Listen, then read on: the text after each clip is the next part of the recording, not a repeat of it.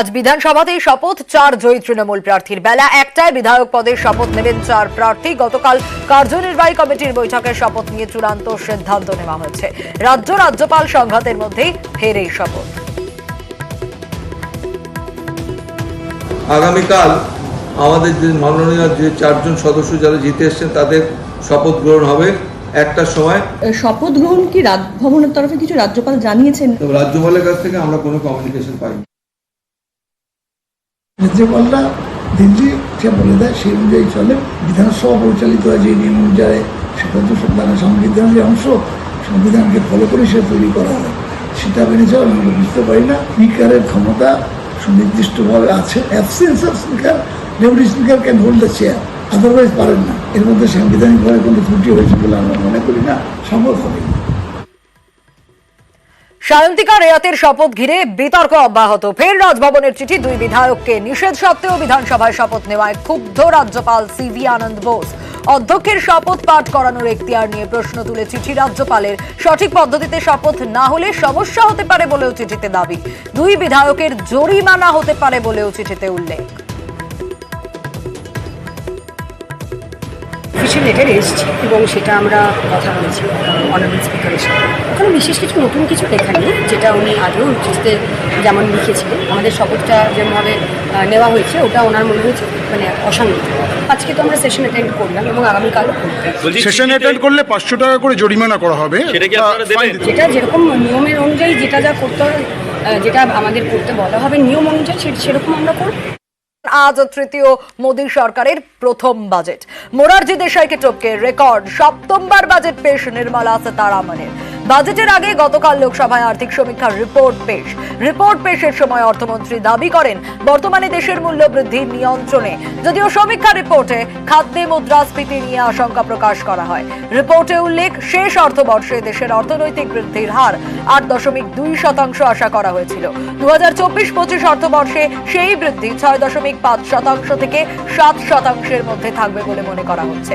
এরই মধ্যে আজ বাজেট পেশ। আয়করে ছাড় ছাড়াই বেশ কয়েকটি বিষয় নজরে দেশবাসী। কিন্তু সেই বিষয়গুলো কি কি, এক ঝলকে অবশ্যই নজর রাখব।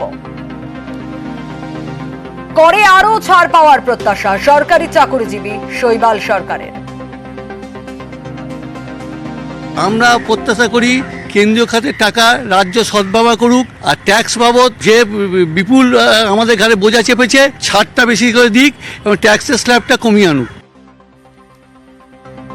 একে একে আপনাদের শোনাচ্ছি সাধারণ মানুষ, সরকারি চাকরিজীবী, বেসরকারি চাকরিজীবী বা পেনশনভোগী, তারা কি কি মনে করছেন। এবার শোনাবো দ্রব্যমূল্য বৃদ্ধির নিয়ন্ত্রণ করা হোক, মহার্ঘ ভাতা ও শূন্যপদ পূরণের দাবি চাকরিজীবী সোনালী সরকারের। সরকার বাজারের দ্রব্যমূল্য বৃদ্ধিটাকে ফার্স্ট অফ অল কন্ট্রোল করুক। সেটা যদি না করতে পারে, সরকারের যদি সেটা আয়ত্তের বাইরে চলে যায়, সেক্ষেত্রে অবশ্য আমরা তার ক্ষতিপূরণ হিসেবে চাইবো যে আমাদের মহার্ঘ ভাতাটাকে ঠিকঠাক দেওয়া হোক। এবং আরও একটা জিনিস বলার আছে যে প্রত্যেকটা সরকারি ডিপার্টমেন্টগুলোতে অনেক পোস্ট খালি আছে এবং তার জন্য বরাদ্দও নিশ্চয়ই আসে সেন্ট্রাল থেকে। তা সেই পোস্টগুলো যোগ্যভাবে মেধাভিত্তিকভাবে যেন পূরণ করা হয়। দ্রব্যমূল্য বৃদ্ধি নিয়ন্ত্রণ করুক সরকার, চান পেনশনভোগী সুব্রত রায়। এই সরকারের কাছেই হোক আর রাজ্য সরকারের কাছে আমাদের একটাই চাহিদা, দ্রব্যমূল্য বৃদ্ধি যে হারে বেড়ে গেছে এবং পেনশন হিসেবে তো আমাদের তো আর পেনশন বাড়ে না। এখন আমাদের 2 সরকারের কাছে একান্তভাবে অনুরোধ যে দ্রব্যমূল্যর দামটা যাতে একটা রিজনেবল জায়গায় যায় এবং আমরা যেন সাধারণ মানুষ বেঁচে থাকতে পারি। তেল দুধের দাম কমানো থেকে দ্রব্যমূল্য বৃদ্ধি নিয়ন্ত্রণে সচেষ্ট হোক সরকার, বাজেট নিয়ে প্রত্যাশা বেসরকারি চাকরিজীবী সর্বজিৎ ঘোষের। জেনারেলি সরকারের থেকে এটাই রাখবো, তেলের দামটা একটু কমানো যেতে পারে এবং নিত্য প্রয়োজনীয় জিনিস বলতে আপনি দুধের দামও দেখুন, দুধের দামও দিন দিন বেড়ে যাচ্ছে। আগে যেটা ছিল 26 টাকা, এখন 2 টাকা বেড়ে 28 টাকা লিটার হয়ে গেছে। নিত্য প্রয়োজনীয় জিনিসের থেকেও এক্সপেকটেশন রাখবো যেন সেই জিনিসটাও কম হয়। কর ছাড় থেকে নিত্য প্রয়োজনীয় জিনিসের দাম কমুক, এমনটাই চান পেনশনভোগী সন্দীপ সরকার। এক্সপেকটেশন বলতে ট্যাক্সটা যাতে কমে, আমরা ট্যাক্স হোল্ডার, ট্যাক্সটা যদি বাড়ে আমাদের অসুবিধা। আর এখন তো সব কিছু জিনিসপত্রের দাম তো দেখছি, সংসার চালানোই দায় হয়ে যাচ্ছে। সেখানে যদি আবার তার উপর বাড়তি বোঝা চাপে, বাঁচাই দুঃসাধ্য হয়ে যাবে। বাজেটে জিনিসপত্রের দাম কমানো হোক, চান পেনশনভোগী সঞ্জয় দত্তগুপ্ত।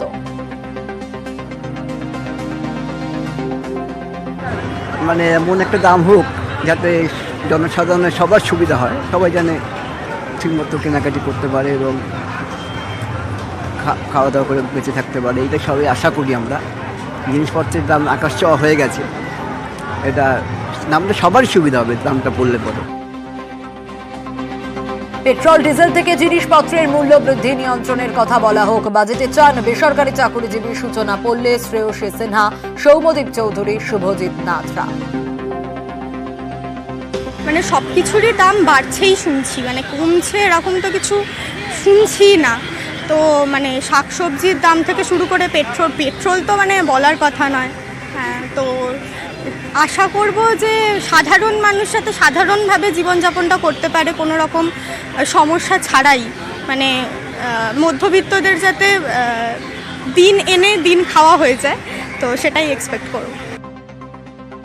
গ্যাসের দামটা এখন প্রচণ্ড হাই, গ্যাসের ভর্তুকিটাও তো উঠে গেছে, কাজে গ্যাসের দামটা একটুখানি কমলে আমাদের সাধারণ মধ্যবিত্ত ফ্যামিলির পক্ষে আর কি একটু সুবিধা হয়। সবজির দাম মানে এখন সাধারণ আলু কিনতে গেলেই আমাদের মানে 40 টাকা কেজি আলু এখন। সেজন্য সাধারণ মধ্যবিত্ত পরিবারে যে লোকে আলু সেদ্ধ ভাত খাবে সেটাও এখন মানে ভাবতে হচ্ছে যে আলু কেনার কথা। তো সবজির দামটা, গ্যাসের দামটা একটু যদি কমে তাহলে সাধারণ মধ্যবিত্ত মানুষদের পক্ষে মানে মোটামুটিভাবে বেঁচে থাকা, ভালোভাবে একটু ভালোভাবে থাকাটা সম্ভব হয় আর কি। কমার্শিয়াল যে ট্রান্সপোর্ট, সেটার যদি ফ্রেটের বৃদ্ধি না হয়, সেটাই আমার একটা সাধারণ মানুষ হিসেবে সেটাই আমার মানে এক্সপেকটেশন। পাবলিক যে সুরক্ষার ব্যাপারটা, সেটাও এটাকে আরোভাবে মানে বাজেটের মধ্যে আলাদা করে ওটাকে ইনক্লুড করা হোক, সেটার সেফটি বাড়াবার জন্য। ভোটের আগে জিনিসপত্রের দাম কমে যায়, ভোটের পরে সেই জিনিসের দাম অগ্নিমূল্য হয়ে যায়, তো এটা তো নতুন কিছু না। স্বাভাবিকভাবে নিম্ন মধ্যবিত্ত মানুষদের কথা এবং পিছিয়ে পড়া মানুষদের কথাটাও মাথায় রাখা উচিত। রোজ নামচার ক্ষেত্রে যে এই জিনিসগুলো তো খুব ম্যাটার করে, কারণ আমরা তো সবার সোর্স অফ ইনকাম তো সমান নয় এবং আমাদের এরকম অনেকেই রয়েছে। আমাদের আশপাশটা তাকালেও আমরা দেখতে পাবো যে দিন আনা দিন খাওয়া মানুষের পরিমাণ বা সংখ্যায় তারা বেশি। বেকারদের হাতে কাজ থেকে মূল্য বৃদ্ধি নিয়ন্ত্রণের বিষয়টি বাজেটে গুরুত্ব দেওয়ার দাবি ব্যবসায়ী সুনীল সরকারের। এখন বাজেটে মোদী সরকার কি করবে আমরা জানি না। বেকার যেটা আছে, বেকারকে যদি চাকরি দেয় তাহলে বলবো আমরা বাজেট ভালো করছে। বাজেট সাধারণ মানুষের পক্ষে বাজেটে নিয়ে আসতে হবে, চাল দেবের দাম, ডালের দাম, মুগ ডালের দাম, সবই চাকরি দিতে হবে, সব রাজ্যগুলোকে টাকা দিতে হবে। চাকরি কমসে কম বছরে 1 কোটি কোটি চাকরি যদি দেয় তাহলে সাধারণ মানুষের সম্ভব হবে।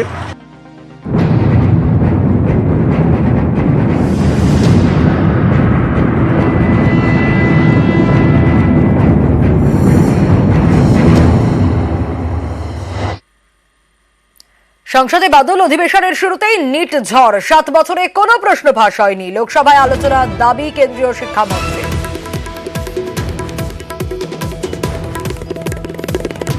With full responsibility, I would like to submit in front of House, through you, sir, there is no evidence of paper leak in last 7 years in any numbers.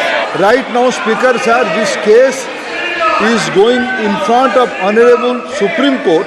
All the things has come out. Honorable CJI is personally presiding over that bench. এরপরেই তুঙ্গে তরজা। 2010-এই অভিন্ন প্রবেশিকার সিদ্ধান্ত, বিরোধী জমানার ঘাড়ে দোষ চাপিয়ে supreme কোর্টে শুনানির যুক্তি ধর্মেন্দ্রর। সবাইকে দোষারোপ, নিজেদের নয়, খোঁচা রাহুলের। There are millions of students in this country who are extremely concerned at what is going on and who are convinced that the Indian examination system is a fraud. That is what is at stake here. Millions of people believe if you're rich and if you have money, you can buy the Indian examination system. And by the way, and this is the same feeling that the people in the opposition have. As this is a systemic issue, what exactly are you doing to fix this issue at a systemic level? चिल्लाने से सच झूठ नहीं हो जाएगा साहब। ये जो कहा गया देश की अभी की एग्जामिनेशन सिस्टम रबिश है, सर इससे दुर्भाग्यजनक बयान देश की नेता प्रतिपक्ष का कुछ नहीं हो सकता है। सर मैं कठोर शब्द से इसको निंदा करता हूँ। 2010 में 3 बिल आया था सर शिक्षा सुधार के लिए, उन्हीं की पार्टी के नेता आदरणीय कपिल सिब्बल साहब 3 बिल लाए थे। उसमें से एक बिल था prohibition of unfair practice bill 2010, जिसकी उद्देश्य एजुकेशन इंस्टीट्यूशन में माल प्रैक्टिस को बंद करना।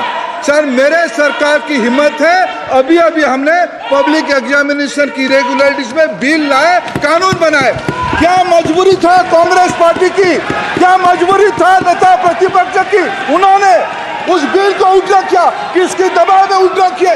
क्या निजी मेडिकल कॉलेज की दबाव में, उनकी घूसखोरी की दबाव में उन्होंने उस बिल को उल्टा किया था। নিট নিয়ে এক পাও পিছু হটা নয়, লোকসভা থেকে বেরিয়েও জানিয়ে দিলেন রাহুল। ঘোড়ায় হাসবে কটাক্ষ কুণাল শান্তনুর।